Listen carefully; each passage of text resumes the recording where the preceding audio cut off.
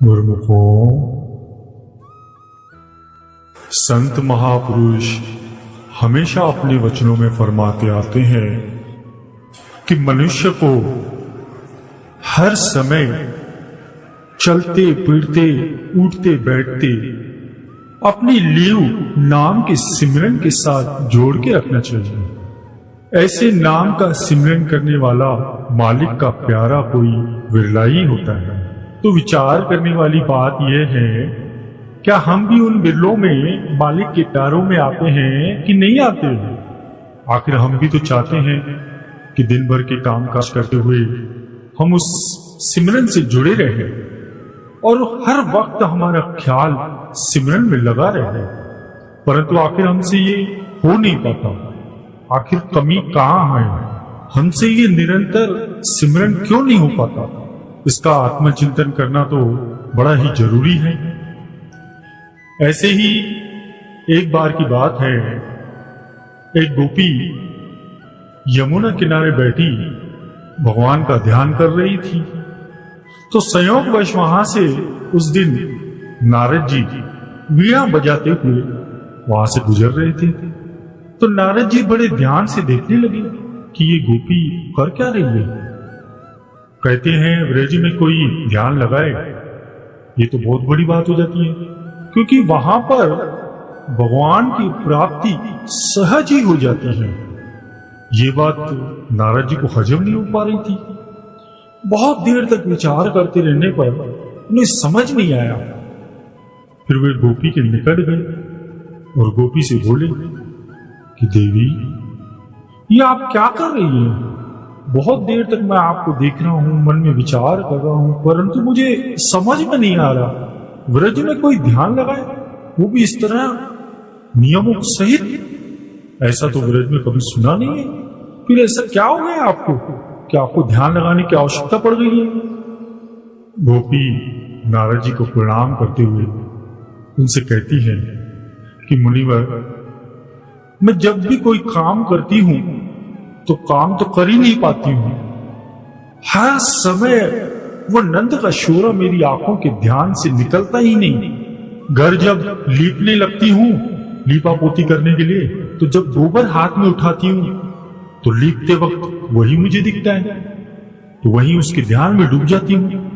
अब जब रोटी बनाने लग जाती हूं तो जैसे ही आटा गूंथती हूं तो नरम नरम आटे में कृष्ण के कोमल चरणों का आभास होता है। आटा तो वैसा ही रखा रह जाता है और मैं कृष्ण की याद में खो जाती हूं। कहां तक बताऊं मुनिवर आपको? जल भरने जब यमुना आती हूं तो यमुना में वही दिखता है। जल की गागर उठाती हूं तो गागर में वही दिखता है। रास्ते में जाती हूं तो ऐसा लगता है कि साथ साथ चल रहा है। हर कहीं वही नंद का लाला ही दिखाई देता है। मैं इतना परेशान हो गई हूं, आपको क्या बताऊं। मैं उसको अपने ध्यान से निकालने के लिए ही ध्यान लगाने के लिए बैठी हुई यहां कि वो मेरे ध्यान से निकल जाए। गुरुमुखों, इंसान भगवान को जब याद करता है तो याद करने के लिए ध्यान लगाता है, और इधर गोपी को ध्यान से निकालने के लिए ध्यान में बैठना पड़ रहा है, क्योंकि गोपी की हर क्रिया में भगवान बसा है। गोपी ने अपने हृदय में केवल भगवान को बैठा रखा है, और हमने संसारी लोगों को, संसारी पदार्थों को, संसार के रिश्ते नातों को, झूठे मित्रों को अपने हृदय में बिठा के रखा है। रोम रोम में सिर्फ संसारी और माया बसा के रखी है। भगवान को घर के बाहर मंदिर में बैठा के रखा है, और रात को मंदिर में ताला भी डाल देते हैं कि कहीं भगवान मंदिर से निकलकर हमारे पास ना आ जाए।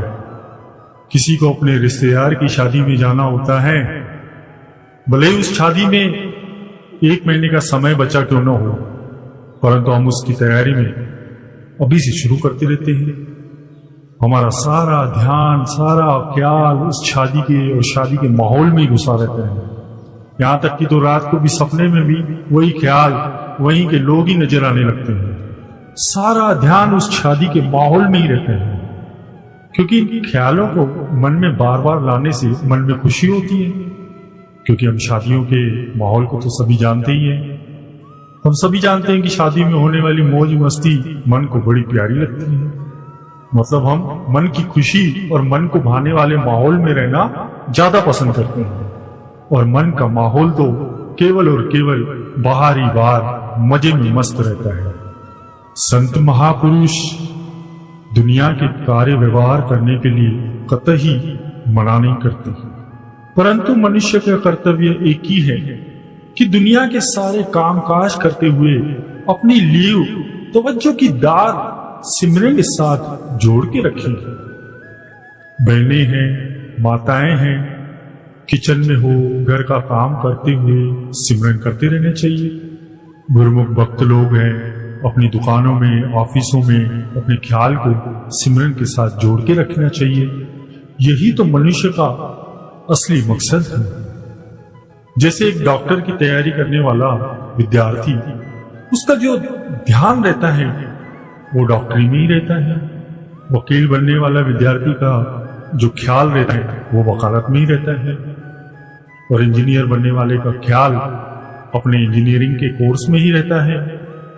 ऐसे ही यदि हम भी इंसानी जाने के मकसद को और परमात्मा की प्राप्ति का अगर लक्ष्य लेकर चलेंगे तो हमारा ख्याल कहाँ रहेगा?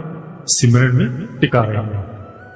हम अपनी लीव हर वक्त दुनिया के काम काज करते हुए भी सिमरन से जोड़े रखने की कोशिश करेंगे तो एक दिन ऐसा आएगा कि आप सिमरन को नहीं, सिमरन आपको खींचेंगे। मतलब सिमरन अपने आप चलता रहेगा। जैसे पतंग को उड़ाने के लिए शुरू में थोड़ी बहुत तो मेहनत करनी पड़ती है, परंतु जब पतंग ऊंचाई पर पहुंचती है तो वह अपने आप ही उड़ने लगती है। बस हमें क्या करना पड़ता है? उसकी